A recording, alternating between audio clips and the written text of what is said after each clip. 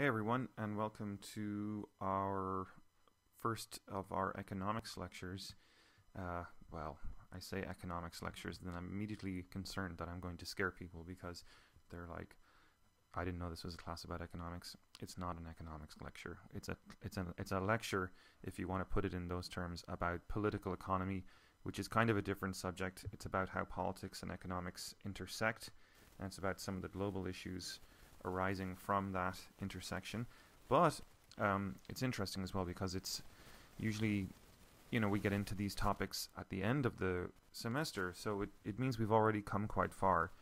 It means we're already making a lot of progress towards our final exam, believe it or not. So what we have coming up in the next couple of modules, this one and the next one, and I think the one after that, are some discussion about economic issues. And I, in a manner maybe a little bit different to the way we've worked this in the other modules that we've looked at, I'm actually kind of interested in these subjects, and I have some concerns with the way the textbook approaches the division of labor between the different topics. So I've mixed and matched a little bit, and so you'll find, for example, in this module, some commentary on Spike Peterson's work, which is your work for assignment this week.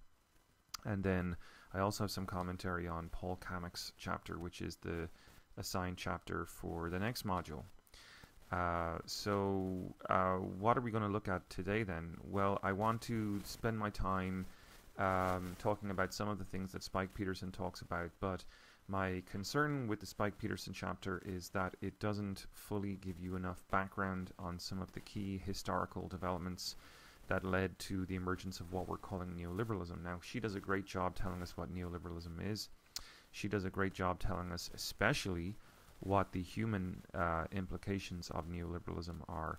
But if we want to know ourselves where it comes from and the sort of economic history that led to its emergence, if we want to ask questions about that kind of thing, we've got to turn, I think, a bit more to Kamak, and maybe even I have to step in and do some lecturing that's not from the textbook, because none of the chapters really answer these questions to me anyway in a satisfactorily sort of rigorous manner. Although they're all very, very good in their own right in terms of what they do, they don't do things like explain the emergence of the post-war economy and Keynesian economics, which is something I really want to focus on with you guys. They don't explain the Nixon shock, President Nixon's shock to the US economy and the global economy. And also they're a bit out of date, so they don't go into contemporary things like Occupy Wall Street and that kind of thing. So with that all sort of put on the table, then maybe we should just make a start here.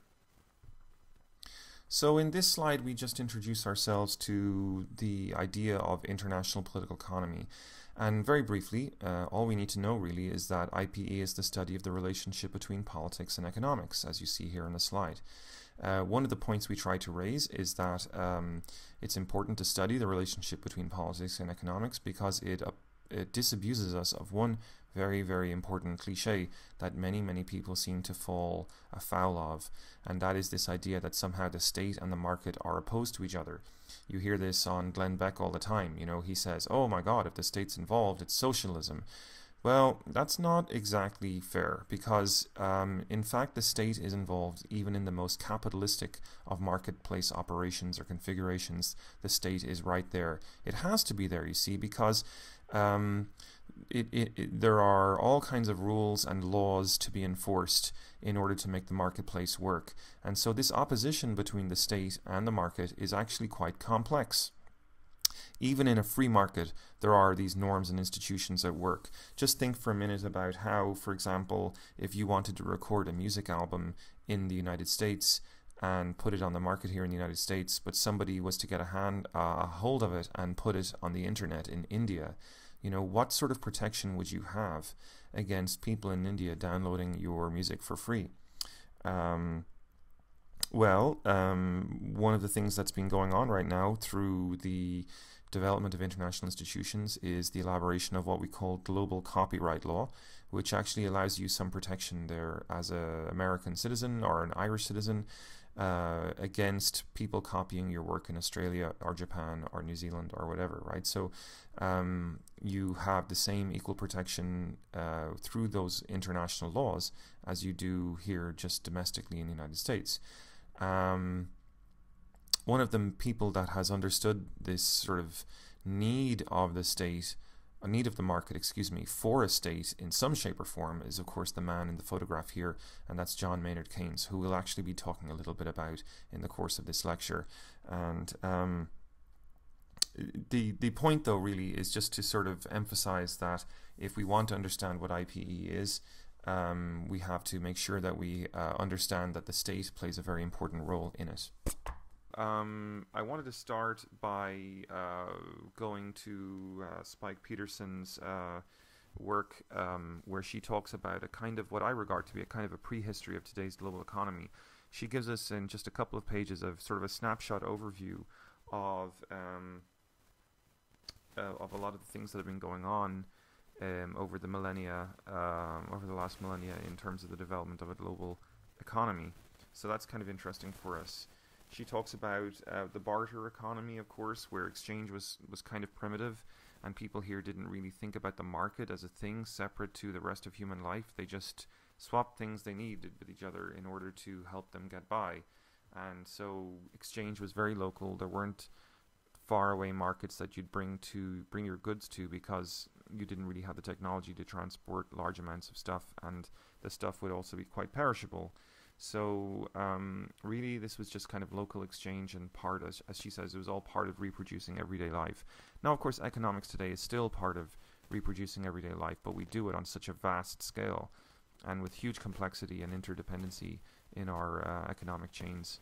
So we need to sort of try to understand how we get from the barter economy of market exchange to contemporary markets, and we'll try to do that in this lecture. So then Spike Peterson talks about feudal economies and the principle of reciprocity here being basically this idea that a monarch or a king would assign a land to a lord or a noble, and that land would then be the noble's or the lord's land to assign to peasants in exchange for things like working the land, or labor, in exchange also sometimes for military recruitment, military power. So both of those things were sort of there in reciprocity. But as Spike Peterson observes, the other thing about that system was that it was very sort of culturally dogmatic. So it wasn't so much a question of like you might have today, where you have some flexibility in the market and people can move from a lower class to a higher class. Back then there was literally no mobility at all, or if there was, it was in a very sort of strange and probably stealthy manner, but it was very, very rare. And this, it is said, is largely to do with the sort of the fact of the way the nobility system was set up. The aristocratic system had been set up to suit the interests of those in power, obviously, but that's not to denigrate the fact that there were very real religious convictions that kept the lower classes in their place as well. And of course, even the nation states didn't have a lot of power, because they were of course accountable to the diktats of the Vatican and the idea of Christianity, the idea of Christendom being a sort of a domain or a place where Christians were sort of respecting the strictures of the Bible. So Spike Peterson then goes on to observe how in the 15th century the state started to centralize. There were new sort of emerging technologies. We've talked a little bit about that in our other class on territorialization and the territorial state. And then also she notes that around about this time these technologies facilitated the emergence of a merchant class. And the merchant class, of course, is very, very important for our story, because they are not necessarily aristocrats, and they are not necessarily part of the nobility system. They are tradespeople, but they are generating wealth from what they do all of a sudden. The new technologies are allowing them to develop wealth, and they're also putting them in antagonism with the aristocracy, who could expropriate profit and did expropriate profit from a lot of economic activities. And so there would be some resentment there between the merchant class and the aristocracy, for sure. Now, by the 1600s, of course, a lot of these developments are still going on, but something else emerges that displaces the role of what we've called already this sort of dogmatic Christian attitude that the economy should be governed in a Christian fashion and that kind of thing.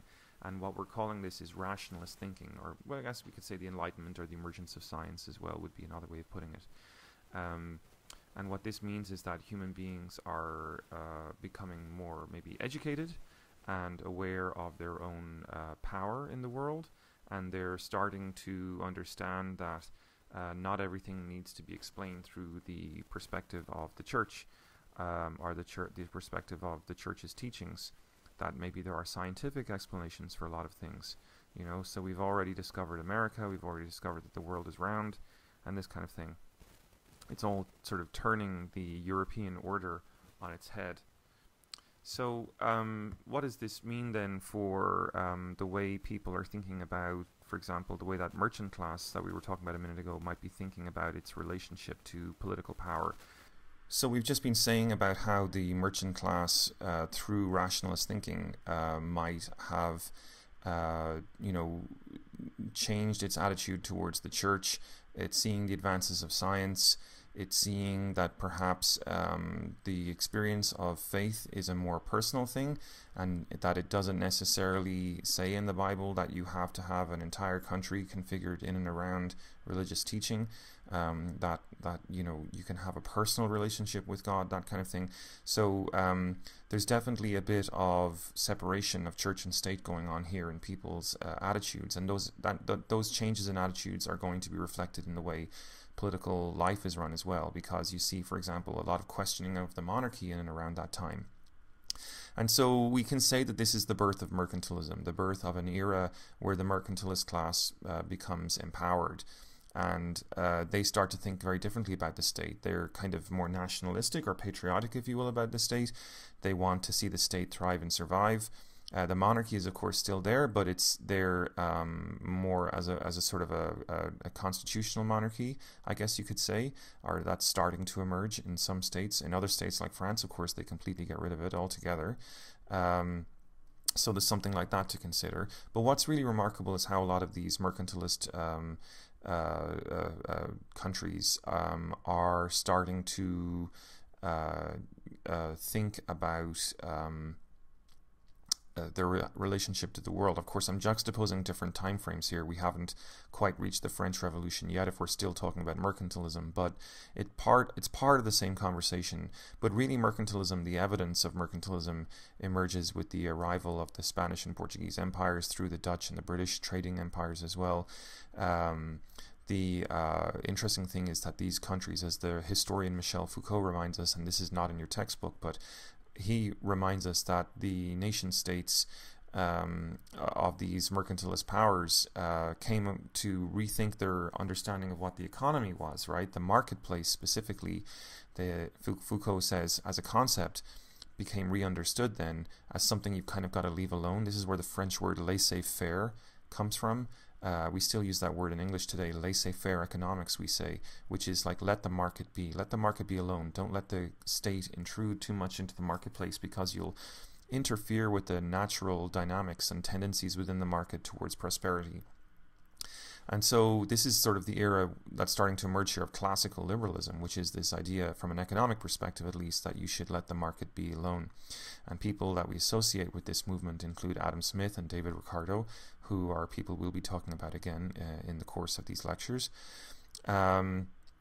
So let the economy be maximized internally is the name of the game here, and externally hitch the power of that wagon to your imperial project. I think that's the basic mandate or mantra of mercantilism.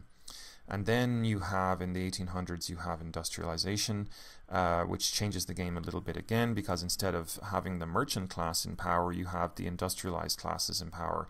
And they have a much different attitude towards the market. They are going to be somewhat mercantilist at first, but eventually these are the guys that are going to want to sell their goods overseas, and eventually these are the guys that are going to sort of transition through the regime of imperialism to get to what we call today globalization. But we're jumping ahead of ourselves. What Spike Peterson emphasizes, and I think that she's interesting here when she does this, is how industrialization changed the relationship of many, many people to the land, right? Because the peasants, as we'd mentioned, the majority of people used to live on the land at the pleasure of the lord. But the Enclosures Acts of the 18th and 19th centuries pushed people off the land and into the new factories in the cities. The new factories were coming along, they needed workers, and the peasants were just the people for the job. So the lords shut down the estates, pushed the peasants off the land, and then the peasants found themselves struggling to find a way to put food on the table. So instead of working in sustainable relationship with the land, they were now going to receive wages, and they were going to be finding themselves at work in the industrial factories. So one of the things we have to talk about after the enclosures is, of course, the advent of the Great Depression, which shuts down the era of classical liberalism we've been talking about. Up to that point in time, people had really sort of vested a lot of faith into the idea of a free marketplace. But the Great Depression showed how large vested interests, especially corporate interests, could damage trust in the marketplace. And so we have, by the time of World War I, this classical liberal system has to contend with the fact that on the one hand it has collapsed demand for goods, people are not doing well economically, there's very weak economic prosperity, but also equally the classical liberal era couldn't elaborate an international framework that's strong enough to prevent what we call in political economy beggar thy neighbor policies. Right, so this is an interesting point for us, because beggar thy neighbor policies, of course, are where countries are going to start playing games with each other to try to get an edge on each other, economically speaking. And even in America, this Great Depression problem really hit or impact a lot of people. Of course, you probably all know from your history books about Franklin Delano Roosevelt's plan for the New Deal. But look at the kind of situation he was dealing with, right? People say that maybe he was a statist or even a socialist, but it wasn't clear that the private sector, the private economy left to its own devices, as the classical liberals were advocating, was going to be able to fix itself. In the Great Depression, they had chronic deflation. The price of goods and services was collapsing because of the lack of demand. Unemployment in America was at 25%, which is just staggering. And prices in Britain between 1929 and 1932 dropped by 1/3, which is just a really terrible indication of the state of the British economy at the time. So it's natural then, I suppose, that nation states were going to start playing beggar thy neighbor policies, right? They were going to try to competitively devalue their currency, for example, to make their products more attractive to people overseas who would be buying those products for a cheaper price. Say if I want to buy a German car with my US dollars, if the German currency is devalued, then that car is going to be cheaper for me to buy, right? So the result, of course, is, as we say, a two-edged sword. While state exports may have benefited, the Germans would have been selling more cars. This was only possible in the short term, because the other states would, of course, then respond by devaluing their currency as well. So you end up with this competitive spiraling devaluation. And we need to talk about someone here, the man in the photograph earlier on, John Maynard Keynes. He saw that this kind of crisis of competitive devaluations actually led directly to World War II. He believed that it was the economic hardship of the recession at the end of World War I that was going to lead to World War II. So Keynes's solution was not so much socialism, but to get the government to step into the economy, as Franklin Delano Roosevelt did in the end, and to try to stimulate using the government to stimulate an economic response. So this is, some people might say it's socialism, but in fact, from his point of view, it was simply just a way to get industry restored, and private industry actually did support this. So there was not a lot of anti-communist kind of remarks going on then, as there seems to be today. So the new system would fix exchange rate currencies. This is important. The problem, of course, had been the competitive devaluations of the currencies. But now those currencies were going to be fixed according to an international system. And in order to police this system, you'd of course need one very strong country with a very strong economy that would be able to hold up the system should it fall into turmoil. And the way this was going to be done was by getting the US dollar, and the US government would sort of contribute the US dollar as the numeraire currency, which was going to be used by all the countries to engage in their international trade. And in order to allow the countries to sort of feel confident in the promise of the US dollar was going to be priced at $35 per ounce of gold. And this was going to be the way that things were going to be done quite long into the future. So this is the birth of what we call the gold standard. After World War II, John Maynard Keynes had really managed to influence a lot of people, and this was going to allow countries to trade with each other in confidence that the currency that they were using was going to stay at the same price. They could put US dollars cash into their central banks and use the cash in their central banks to modify the value of their own currency relative to that numeraire as they needed to.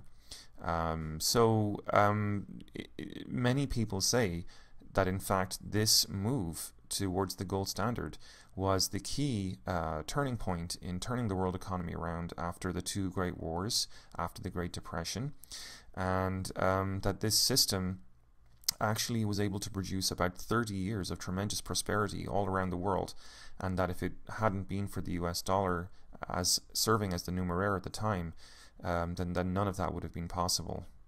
In this slide, we're looking at the Bretton Woods institutions, which were named after the conference that Keynes had with Harry Dexter White and a couple of other really important people after World War II, as they sat around the table to try to come up with a framework for understanding what the world economy was going to look like after World War II. We were just talking about the numeraire idea, and we were talking about the importance that Keynes attached, not because he was a socialist, he believed in capitalism, but because the world economy had been so badly managed by the classical liberals and had led to World War I, they said, and World War II, especially with the Great Depression and the sort of conflictual beggar-thy-neighbor politics we were talking about, of these sort of competitive devaluations of currency between the wars. They were going to try to do it right this time. They were going to try to have the rules of the global economy much more concretely established after World War II, and they were going to try to have a system in place wherein not only that the rules of the economy were there for all to see, but also that there would be a sort of a measure of fairness in the world economy, that nation states wouldn't have to engage in beggar-thy-neighbor politics anymore. So one measure we've already put in place, of course, is the numeraire, that's allowing nation states to hold cash that's not theirs and basically avoid having to hold gold, but holding on to cash that's not theirs, cash that's actually the cash of another country, into their central banks as a way of guaranteeing their own stability, because they know that the cash that they're holding on to is committed to a certain amount of gold. So it's as good as gold, if you know what I mean. And what other mechanisms were they going to place apart from this numeraire? Well, we see three of them here on the screen. One is the World Bank, two is the GATT, which stands for Global Agreement on Tariffs and Trade, which eventually becomes the WTO, World Trade Organization, and then thirdly the IMF, the International Monetary Fund. And so all of these three entities are going to together try to help provide the stability that's necessary to the world economy and give people an understanding of the rules of the world economy as we move forward into the next 20 to 30 years after World War II. The World Bank, of course, still exists today. It's an interesting organization. It has a mandate after World War II to try to give development loans to impoverished countries around the world as they struggle to develop, and it gives them an access to cash credit rather, which is going to help them to develop themselves so that they don't have to feel rivalry with other countries. They're going to have access to cash, access to credit. The GATT, currently today known as the WTO or World Trade Organization, was established to try to create rules about trade so that nation states could not find that they were being, for example, we mentioned that copyright case earlier on. This was the beginnings of this sort of idea that nation states would be able to count on other nation states enforcing the rules of their products and their honoring the copyright and the trademarking of their products in other countries. So it's just basically another way to increase trust between nation states as they get in trading relations. And then thirdly, the IMF, the International Monetary Fund, there in case nation states run out of cash in the short term, it's there to provide short-term overnight lending to make sure that nation states can stay flush with cash so that they don't have to tap into, or that we've seen recently with Cyprus, for example, the big fear that the Cyprus government was going to have to tap into the savings of its population in order to meet some payments it was required to pay. Well, the IMF, the original purpose of the IMF was to prevent that sort of thing from having to happen, because the IMF could step in and provide loans for liquid countries should they have short-term liquidity issues. These three institutions plus the gold standard that we've been talking about mean that we basically have a sum total of 4 institutions. There was supposed to be a fifth, by the way, but it never happened. It was supposed to be the International Labour Organization. It exists. It definitely came into existence, but it never really developed the government type powers that these other institutions developed. These other institutions have quite a lot of power. So why don't we have the Bretton Woods system today? A lot of these organizations still do exist. They all exist, actually, but they're nowhere near as powerful as they used to be. And that's because the numeraire system, the gold standard system we were talking about, fell apart. And it's the case that the Vietnam War was a very expensive war for the United States to fight. It required it to increase its domestic spending and borrowing. The question is, why does that matter? Well, because remember, the US had committed the dollar to a certain amount of gold.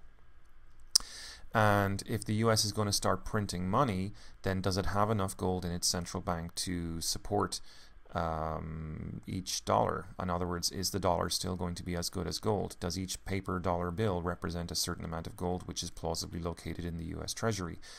Investors started to lose faith that that was the case, and so the U.S. dollar starts to lose value, meaning that they had to prop up the U.S. dollar to maintain its parity with gold. Right? If you increase the supply of anything, of course, you know what happens, right? The more of something you have, the less scarce it is. And if something is less scarce, then it is intrinsically less valuable, right? No one bothers to buy or sell air because it's abundant, whereas gold is very, very scarce, so it's expensive.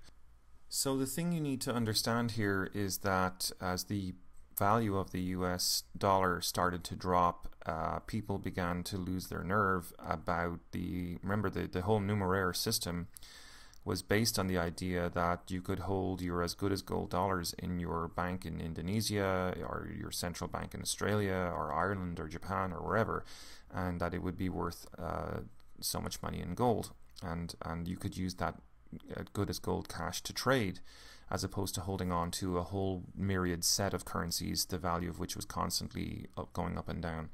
So the numeraire system was very, very effective at providing stability, but the pin in the Kerplunk game, if you know what I mean. Does anyone play Kerplunk anymore? Look it up on Google if you don't know what Kerplunk is. But the pin that was holding up the whole thing was the commitment of the US dollar to gold. And once that was gone, people would prefer to hold actual gold over the US dollar. And so they shift in their holdings in their central bank from dollars cash to gold bars. And this puts a huge pressure on the price of gold, and also puts a huge downwards pressure on the price of the dollar. So people knew at some point that if this kept happening, that the US would have no choice than to break its linkage with gold, because people could come up and indeed, as the French did famously in a very dramatic fashion, they sailed a pocket battleship up the Hudson and parked it off the Manhattan harbor, and demanded for their dollars to be converted to gold. So that is, of course, nothing quite like a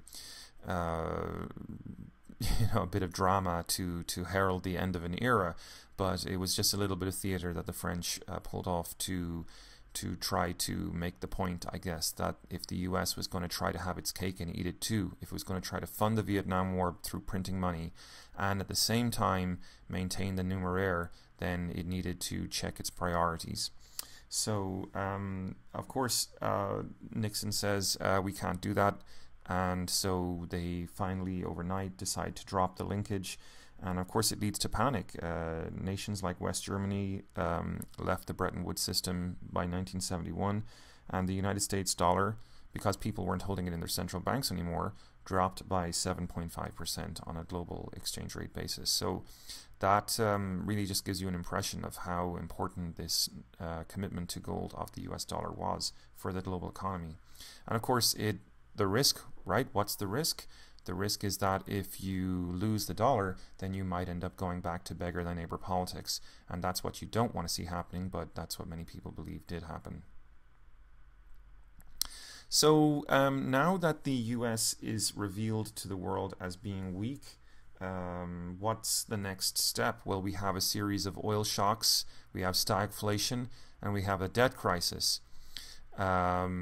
Many people saw the Nixon shock as a sign of US weakness. Would the US be able to continue as the world hegemon? And that's an important word which we haven't used so far in this lecture, but hopefully you understand what I mean if I tell you that a hegemon is like an empire without the colonies, right?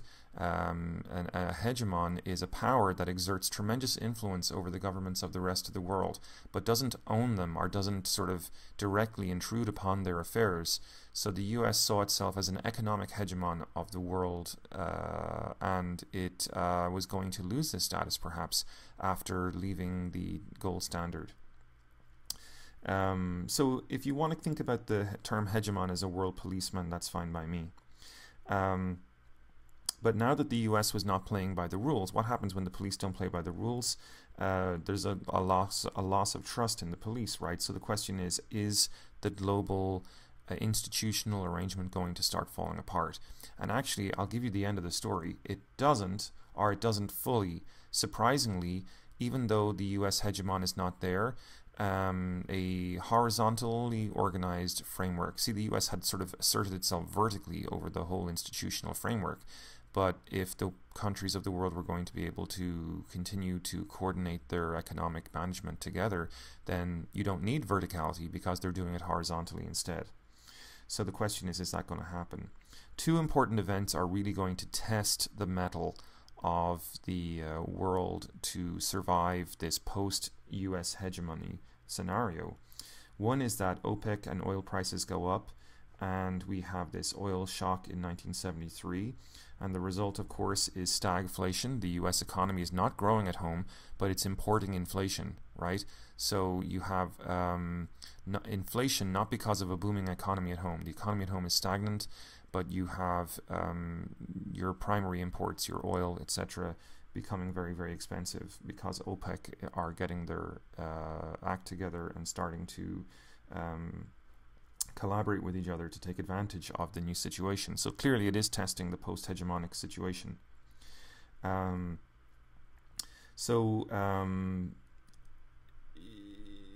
What happens next then is that the developed countries, in retaliation to this, start to see that they need to protect their domestic sectors more. And so we have this thing, for example, the multi-fiber arrangement of 1973, which allows the developed countries, i.e. the prosperous countries, to protect themselves from these price shocks from the rest of the world. They are going to basically invoke this multi-fiber arrangement in order to prevent competition from newly developed countries. So you can start to see the feeding chain emerge here. The OPEC countries, which are newly industrializing, newly emerging economies, are making a power play in the absence of a global policeman. The developed countries respond to this by putting in place the multi-fiber arrangement. And then what happens is that the people at the very bottom, the third world countries, are going to take a real hit because the markets that they'd been counting on in the developed world for their cotton t-shirts and that kind of thing are no longer going to be available to them. And so what are they going to do? That's the real question. So what happens then is that the Middle Eastern banks had issued these what are known as Eurodollar loans or petrodollar loans to the poor countries of the world. But after things like the multi-fiber arrangement, the interest rates on these loans are going to go up dramatically. Why? Because it's not clear that these countries have robust economies, they have decent economies, I suppose, but their access to markets has been constrained by things like the multi-fiber arrangement. So if their access to markets for their primary products is disappearing, then what can they do? What are they going to do? They're screwed in a way, right? So they, the countries that had lent them the money in the first place see quite obviously that these countries won't have these revenues coming in to pay off their loans, and so the interest rates go up quite dramatically, and this leads to what we call the debt crisis. They were already in quite debt, and now they're basically going to struggle just to pay off the interest rates on their debt. So that obviously leaves them in a very, very bad situation. And in fact, it's a situation that lingered for decades afterwards, and still many people would say today that we're still that third world debt today is still a major problem, quite precisely because of what happened in the 1970s.